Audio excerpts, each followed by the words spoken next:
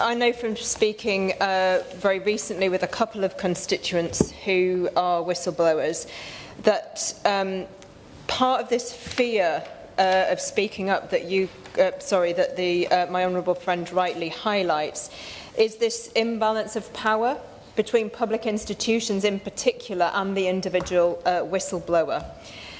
And the costs, as my honourable friend was saying, are very heavy on the individual, obviously emotional, the stress of these processes, but also financial, in actually trying to pursue and, in a sense, maintain their reputation in the light of the full force of these public institutions, defending this and taking it through the courts. And obviously those institutions have full access to public funds, and this is costing the taxpayer a lot. So I wondered if my honourable friend sort of would agree with me that the promise of the duty of candour by the Prime Minister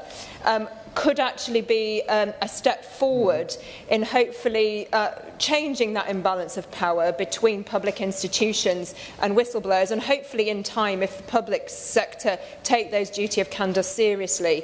we can actually reduce the need for whistleblowers having to call these things out in future. Thank you. And my honourable friend from Shipley is absolutely right. I mean,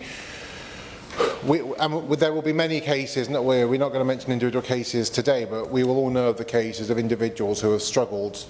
doubtfully against the huge available resources of large international corporations, our own public sector bodies in some cases who have sought to use the weight and resource available to them through their lawyers, through their HR departments, through the threats and intimidation to prevent people from pursuing things that they have seen and have done that they know to be wrong, but which the organisations would rather spend that energy, time, money and effort in dismissing the concern of the person who is the whistleblower, rather than putting that resource into remedying the situation in the first place. And I think that the way that my honourable friend has explained that is first class.